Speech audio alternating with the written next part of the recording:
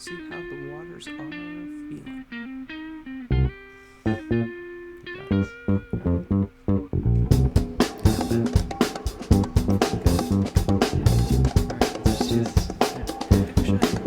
All right. Hello and welcome everybody. This is another episode of Not Coming Soon, the premiere podcast for movie ideas and creations that are not coming soon. This week I will be Jeff Myers. And Yeah, I'm gonna be Ryan Myers this week. wow. Yeah. There we go. Mix it up a little bit. Mix it up a little. Yeah. Okay, so we got a great show for you today. Fantastic. We're going to continue our discussion about an untitled spy movie. I think in this episode we will come up with the title. We'll see what we can do. But before we get there, we have a couple of things that are going on. We're watching some stuff. It's a little bit of a slow news week with everything going on with the strikes. So we're gonna, scrape the bottom of the barrel on this week. So Ryan, what are you watching? What do you want to talk about? Well, we recently started watching the Tudors. Okay. Which, this may be me just being dumb, but I didn't realize it's centered around Henry VIII and his love life. I didn't realize they were the Tudor family, or if I did, I had forgotten. Was this is the family name? Yeah. Huh. I was just like, why is it called the Tudors? And Huh? it's because it's like the name. It's like the Windsors. Yeah. Yeah. So that's what it's about. It's interesting. I don't know about you, but I only ever saw Henry VIII as a chubby dude with a beard. But the guy is like, the actor that plays Henry VIII is like tone and fit. That goes against everything that I believe in. Yeah, kind of same here. I mean, he's like a womanizer, and so, if you're unfamiliar, this is a Showtime production, and they take full advantage of the paid cable liberties that they are given. Mm-hmm. There's quite a bit of nudity, quite a bit of risqueness, and it feels like the Tudors walked so Game of Thrones can run. Mm-hmm. It seems like it's in the same vein. But I guess, so Henry VIII is a womanizer. In addition to his 6 wives, he had many mistresses. Catherine, Catherine, Anne, Jane, and Catherine. Okay. Yeah. Right. But anyway, my guess is throughout all of the risky business that Henry VIII gets up to, they didn't want some chubby guy taking his shirt off all the time. Might hurt views, so they just like, screw it. He's gonna be tone, like in a tone way that you need.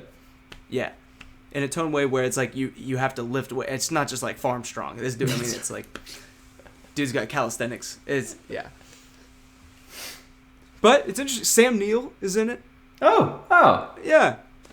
He's a delight. Huge simp, but he's bad, but he's great. You know what I'm saying? I know what you're saying. He's just he's cheeky. Yeah, But it's interesting. Intrigue. Yeah. Cool. Well, keep me updated on that. Yeah, we'll do. Yeah. Okay, so I am watching the second season of the After Party. And are you familiar at all with the After Party? The one on Apple TV? Yes. Okay. I mean, no, but I know it's there. You know it's there. Okay, so it is a show created by Phil Lord and Chris Miller. Christopher Miller. We're referring to people as their union names. Yes. So they are the directing, writing, producing team behind a lot of really great animation, as well as some like fun comedies like 22 Jump Street, and then on the animation side they're like involved in the Spider-Verse movies, the Lego movie. They were going to and directed a portion of Solo, a Star Wars story, and they wanted it to be a little bit more of an action comedy in the vein probably of like a 22 Jump Street, but maybe toned down to PG-13. But they the House of Mouse did not like the direction they were going in and put in Ron Howard instead. But that's a quick aside. I'm talking about the After Party, their Apple TV Plus show. So this is their second season, but the concept of the show is that there is a murder at an after party. The first season is a 15, 20-year reunion for high school, and and there is a murder at the after party of that of that reunion. And then they're going through the night, and the next day they are investigating the murder, and everybody in the party is relaying their account of the previous night to try to figure out what was going on, and each person has like their story told in like a different genre. So it is a big playground, honestly, for the directors and writers of the show, because they can like play with the ideas of genre and like put twists and spins on stuff. So there's like a horror episode, there's a black and white like conspiracy theory show, like a spy thriller. I believe there was an animated episode in the first season. Nice. This season they did like an entire Wes Anderson episode, but it's like really inventive and fun, and it allows for some play. But it has Tiffany Haddish and Sam Richardson. I don't know if you're familiar with Sam Richardson at all, but he was on Veep, on the later seasons of Veep, and he is a collaborator with Tim Robinson. He's in a few episodes of I Think You Should Leave, and they did yeah.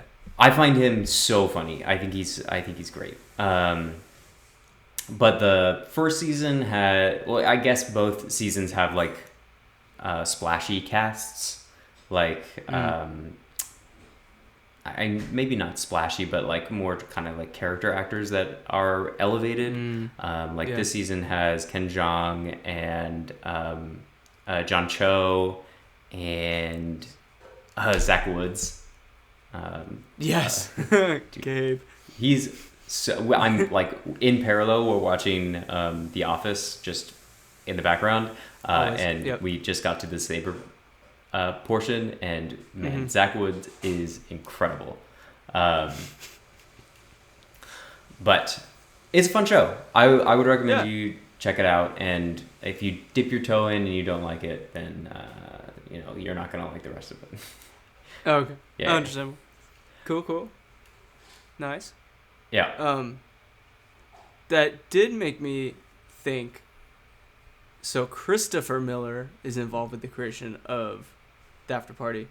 Chris Miller, who we're thinking is a different person. Yes. Is the director of Puss in Boots and Shrek the Third, I believe. And the reason I know that is because this weekend I've heard nothing but good things about Puss in Boots: The Last Wish since it came out. Oh, have you not? I hadn't seen it. I hadn't seen either. I hadn't seen Puss in Boots: The Last Wish, and I hadn't seen Puss in Boots. And I'm like, I saw them both on. Was it Prime? Prime or Netflix? Yeah, I can't remember. Whatever service. Whatever. It was on something. So we're like, well, we got to do it. Had a double feature. Nice. Wow.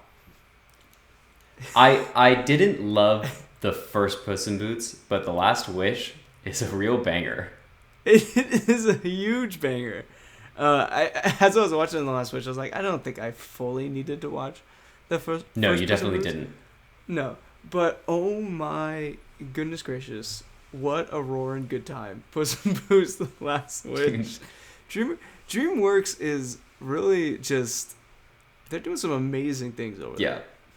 I loved The Last Witch. I thought it was so funny. John Mulaney is hilarious in it. God, yeah, and what a revolting character. Yes, seriously, so disgusting, so gross. But like, what a perfect character for him to voice. Oh, absolutely, absolutely. And okay, so this threw me for a loop. The cricket, was that not just Jimmy Stewart? Like, it sounded just like James Stewart. And we looked it up on the cast list. I'm like, did they use like archive like stuff? Like, it sounds just like him. And it's like a executive producer or something. He doesn't even have. He just does like a good Jimmy Stewart. He just does a Jimmy Stewart impression.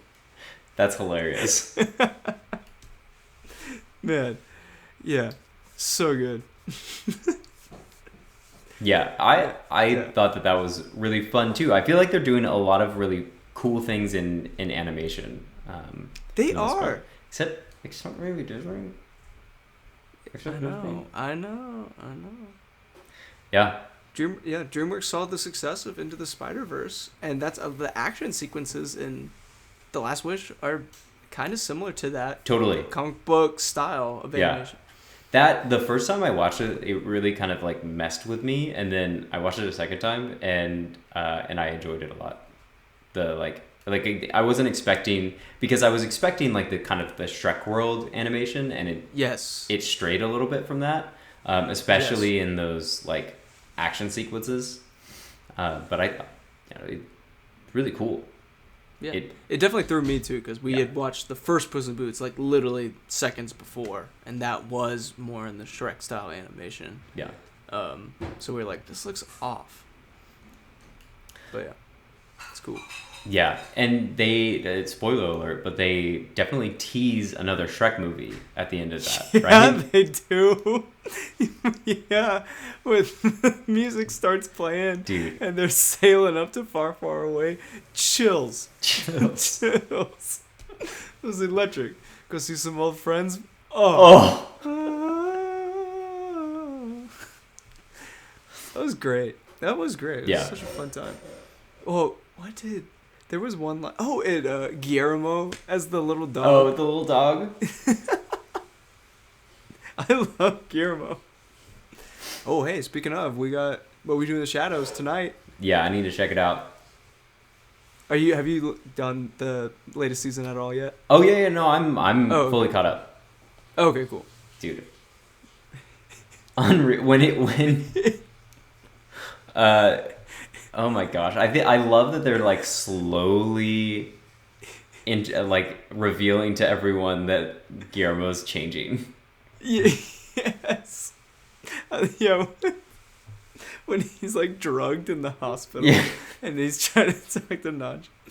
My gosh, man, it is so funny. It's like relentlessly funny, and there's some episodes I'm just like cracking up, and I feel like I'm missing jokes because I'm laughing so hard.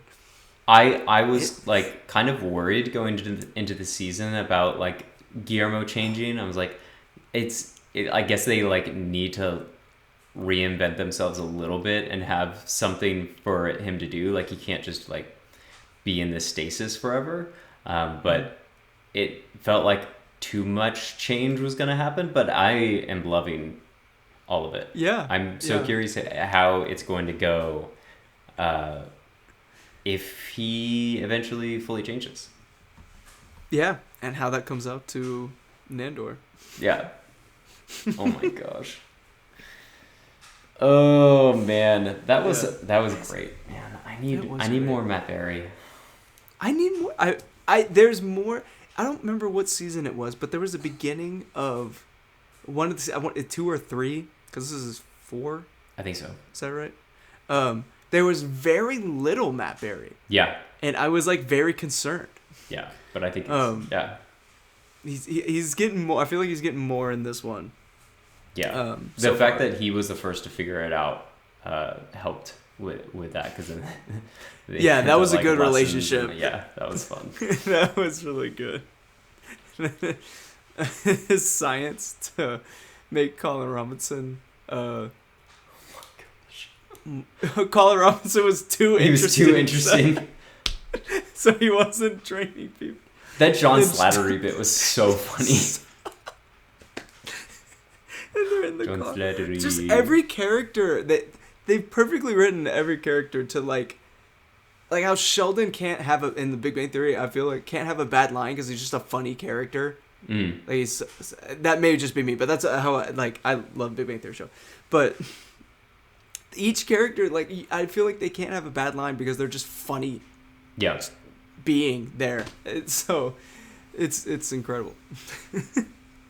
So looking forward to, I don't know, episode 4 or 5. of the season. Yeah, whatever count we're at. Whatever it is. It's just I'm loving the ride. That is jumping into my top favorite shows of all time. It is. I love it so much. It's fantastic. Woo. Yeah. Yeah. I feel like I was gonna bring something else up, but I've since forgotten. Oh, I did go see a movie this week. It is like a smaller one. It's called Jewels. It's about Are Jewels.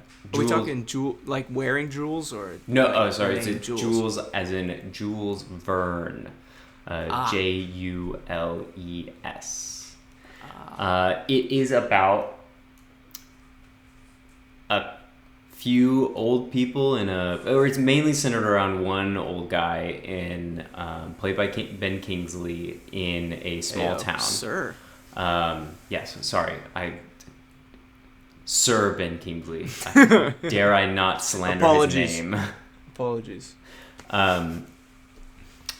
So, when you are knighted, do you have to be re-knighted when the monarch passes?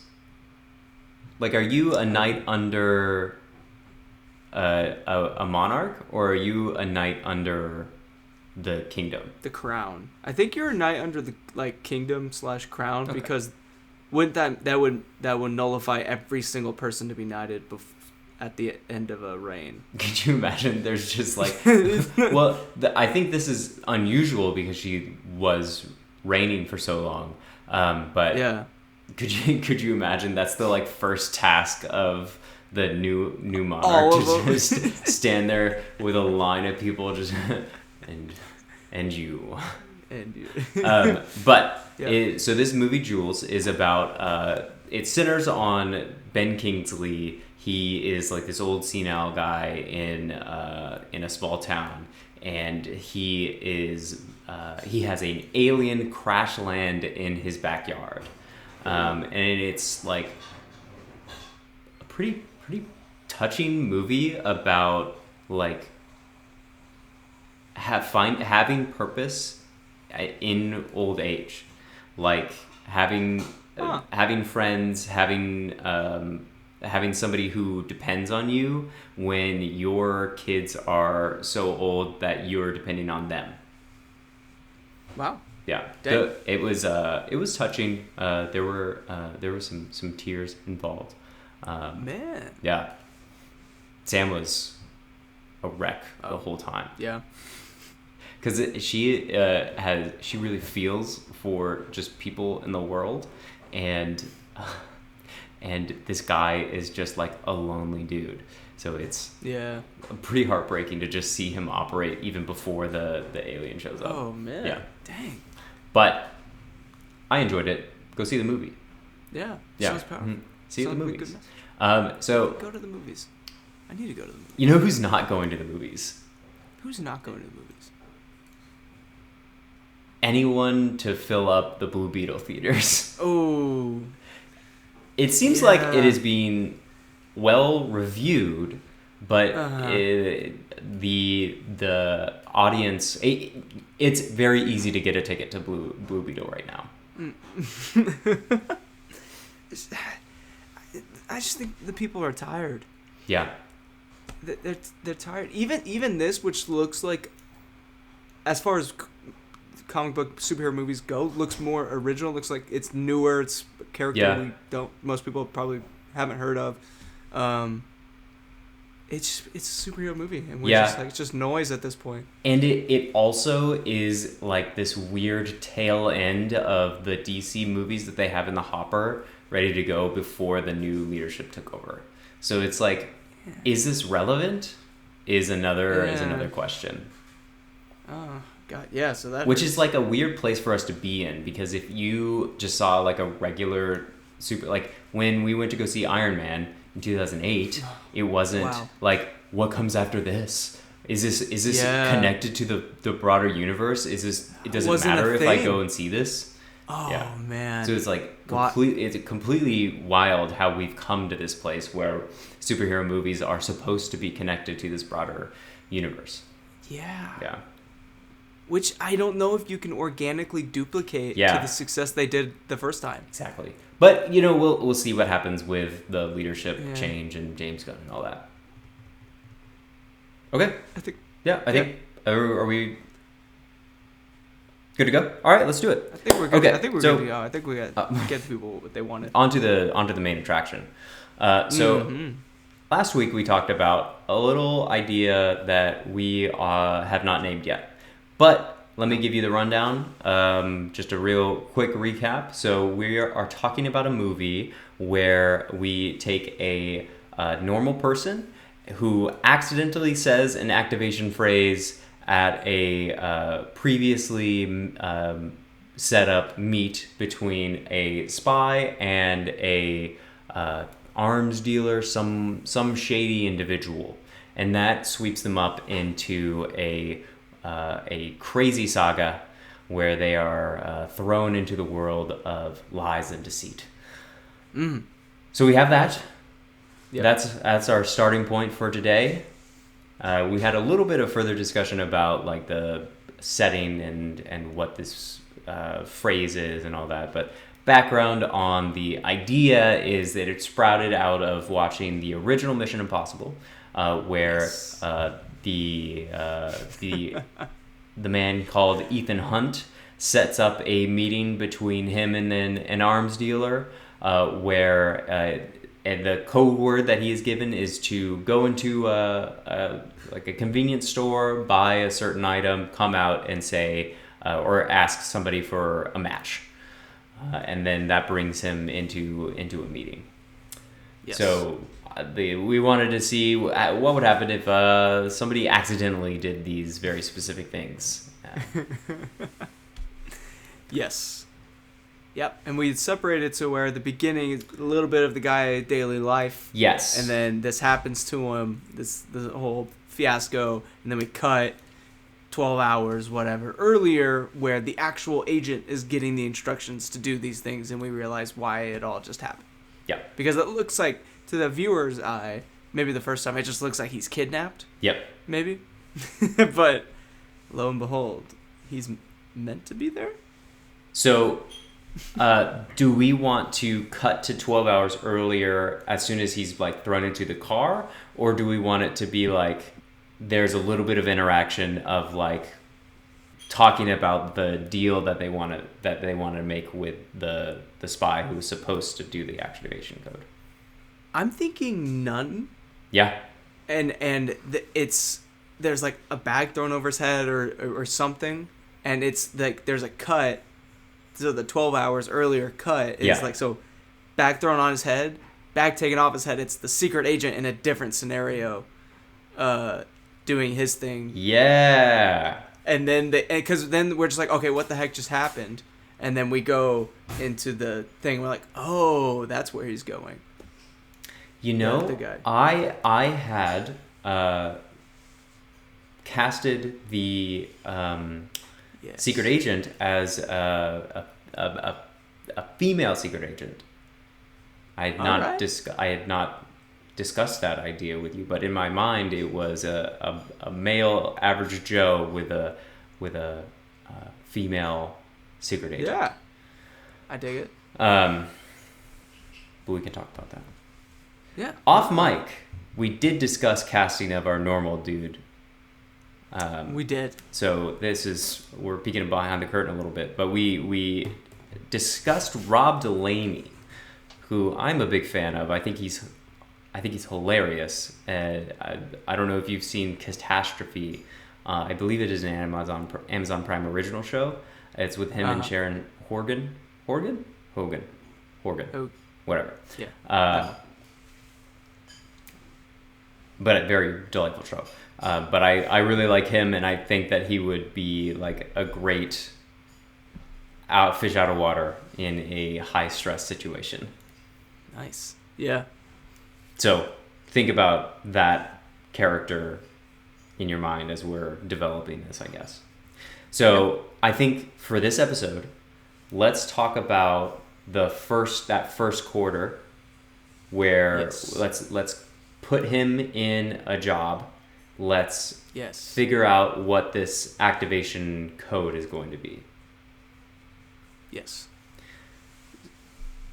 Should we put him in a job where he has to be physically fit to perform his job well, so like he's able to hold his own when he's up against people who are like trained in, or however whatever scenarios he gets himself into. So he's like a, I don't know, like home builder or machinist or. Oh yeah, let's make him like a maybe like a contractor or something. Yeah. So yeah, and that can lead into the activation phrase of like something very strange that he's like maybe on the phone with somebody as he's coming out of the convenience store. Yes. And let's have him say the secret phrase multiple times throughout his day before leading up to it, and he's just saying it again. Like it. Yeah. There's no reason for us to think that was the phrase because he said it before. Yeah. And then when we see the agent being told it, we'll be like, oh. So yeah, it's like some specific contractor thing that he is. If there's specific contractor. We can talk about like. It's like a building code. Yeah. So or like type of wood. Something really like he's talking with like a site manager or something, and he is yelling at them. No, they wanted red oak for the. Oh, yes. Oh, red oak for the foyer. red oak for the foyer. That's foyer. Red oak for the foyer. Title. Right there. Red oak for the foyer. Go. Red oak. I love it. That's fantastic. Perfect. Red oak for the foyer. That's a great title too. Oh man, I'm stoked about that. I actually really love that. I know, me too. I'm dead serious. Okay, so there's fantastic. There is so there's somebody that he is constantly reprimanding, that he ordered like white oak. Let's first like he ordered blue spruce. He ordered blue spruce, and then he ordered white oak, and no, they wanted red oak for the foyer. So he shows up to the site in the beginning of the day. Yeah. And there's blue spruce there. Yes. And he yells at somebody about red oak. Yes. And then he's on the phone in the convenience store, and they just wanted to confirm that it's white oak that they should order instead of red oak, or instead of blue spruce. No, they wanted red oak. Red oak for the foyer. Sweet. I'm stoked about that. I'm so excited for that, even though this won't be coming soon. But man, that was great. Perfect. Ooh, okay, fantastic. Wow, that sometimes it just comes together. It all comes together.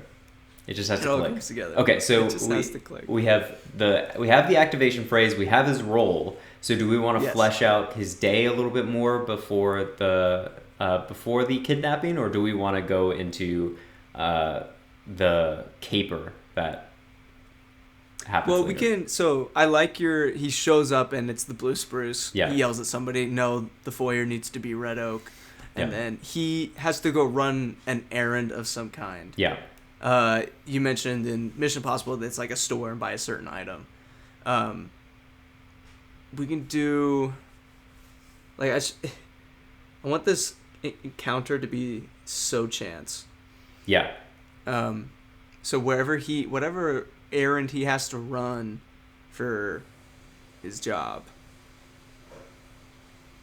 What would that look like? What if he is meant to be carrying something odd? All right. And just walking through a park. Yeah. So I'm immediately off the top of my head, I'm thinking blueprints. So in like a poster Yes. cylinder thing. Yeah. And he's got him under like his arm. Yeah. Or something. So the instead of the item being something that they need to have purchased, they need to be they need to be carrying the list or whatever the transaction is centered around. Yes. Okay. So yes. Okay. This all come together. Yes. That's exactly. And then I feel like he has to do some action as well, like stop to tie his shoe or something like that. And it's all things that have like make complete sense in the realm of his day, but are so specific. Like he's had to stop to tie his shoe like 4 times already because they just keep coming untied, and it's like driving me crazy.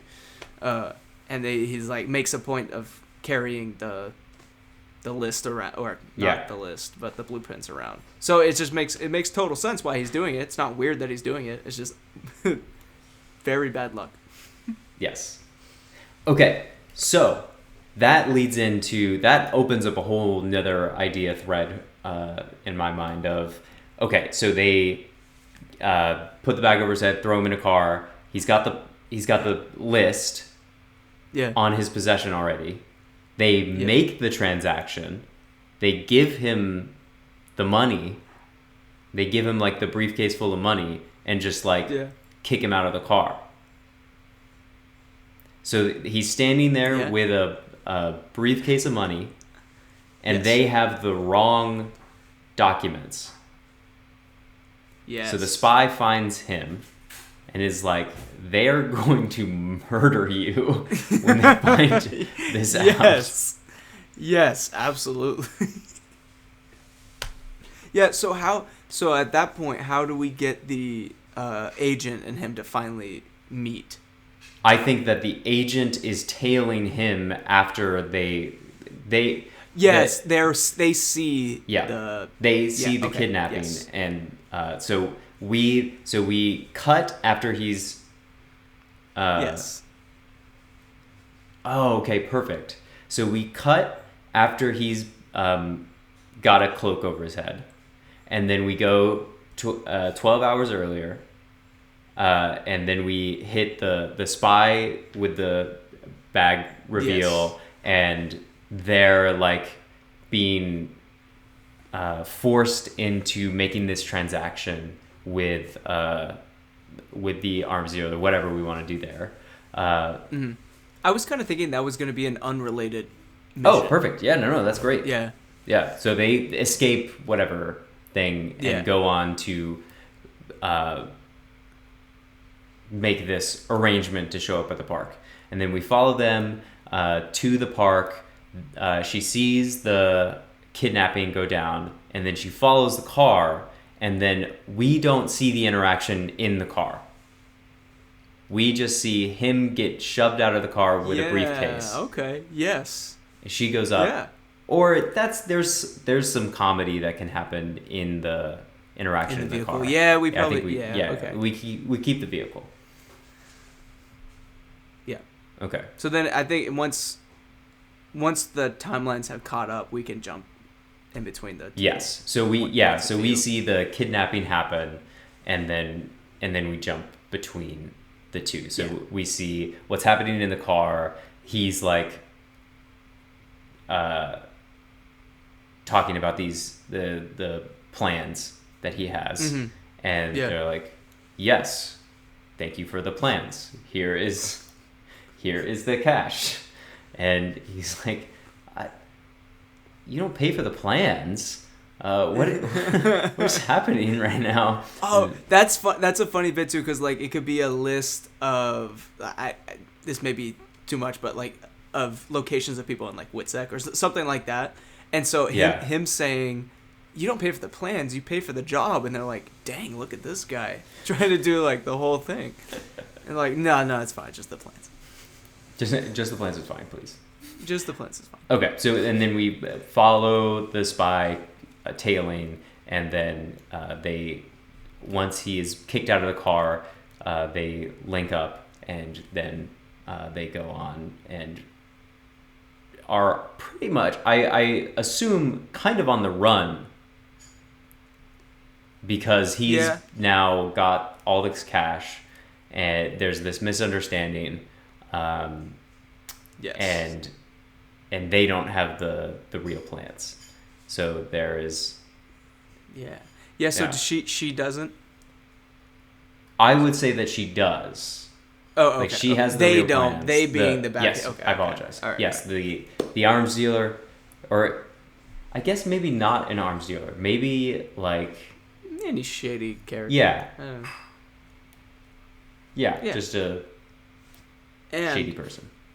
I'm kind of feeling in some silly happenstance our innocent contractor inadvertently destroys the actual plans when they link up with the secret agent. So then, because with the plans, I feel like she could just be like, "Oh, guys, they're here," and then maybe they do it. Maybe that's fine. But if they no longer have the plans, what their what predicament they would be in? Nice. Yeah. Yeah. Man, this is I'm loving this. Oh man, what a caper! Yeah, what a caper. Red oak for the foyer. Red oak for the foyer, dude. I love it. Man. Okay, so yeah. I think that's good for today. I feel so. great about our progress there. So next week, let's talk about like fleshing out the cast a little bit more. And I'm picturing a person in a chair. The person in the chair. So it's not just a single spy. It's like a team. Yeah. Like the Ving Rhames and Simon Pegg of the world, you know? Yes. Yeah. So when she sees the the kidnapping take place, she's talking to her team in the van. Perfect. Yeah, and then they like direct her to follow, and sweet, cool. Sweet. Okay, so we'll flesh all that out. We'll do a little bit more on the back end and see where they go, because I think we can get a little kind of fun internationally stuff and have this be a little bit of a tour. Yeah, I like it. I like it a lot. a lot. I like it a lot, dude. Great. Wow. Great progress today. Thank you guys for being here for this. This was it was a joy. It was a joy for us. But we're not done yet. No. Not in the slightest. Not in the slightest. Because I believe Jeffrey has something for me. Have a connection for you. Oh, that's what it is. Can you... Okay. I have the connection for you. Can you take me from Antonio Banderas to John Turturro?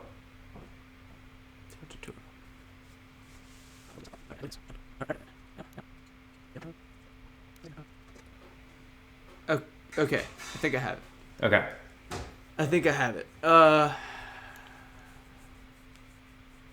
John Turturro is in Transformers with Shia LaBeouf, who is in Fury with John Leguizamo. Is he in Fury? I don't know. No, that's Michael Payne. I'm thinking of Michael Payne. Okay. John Turturro. Man, I'm blanking on anything other than Transformers for John Turturro. Other than Do the Right Thing. That's all I got. I did use Transformers, if that helps. Okay. All right.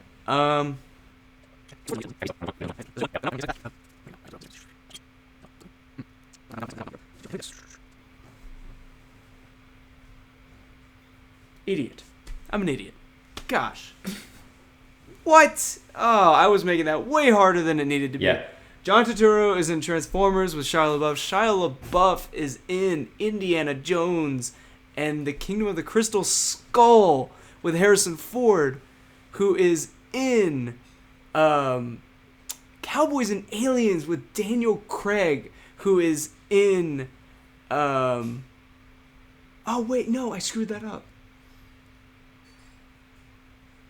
I was thinking the boat scene in Dial of Destiny. Oh, yeah, no, Dial of Destiny. He's in Dial of... I was picturing that's with Antonio Banderas. Yeah. I was picturing that boat scene from a Bond movie, so I felt like I needed to get to Daniel Craig to get to Antonio Banderas, but it was, Indiana Jones all along. Wow. Wow. That's right. one where you just, keeps you up at night. Keeps you up at night. So here's my journey. Antonio Banderas is in Spy Kids with George Clooney. Okay. George Clooney is in Ocean's 11 with Bernie Mac, who's in Transformers with John Travolta. Whoa, nice. That was a good one. That was good. Gosh. Wow. If you guys ever find yourself struggling, just slow it down. You know it. You know it. You can get there. It's in there. You can get there. Don't even stress about it. Wow. That was a good one. Thank you. Yeah. I'm the wiser for it. I think we all are. Yeah. Most definitely. Yeah. Well, that was a great show this week. Some just great progress on Red Oak for the Foyer. I think we're going to lock that baby in. Don't look for it on any titles coming soon, because it will not be. It will not be. No. But it was great to talk about it. It was great to hash it out. It's great to come up with it. Great to create. It's always good to create. Yes. So this time, I have been Ryan. And I have been Jeff. And we both sincerely hope you get to where you're going.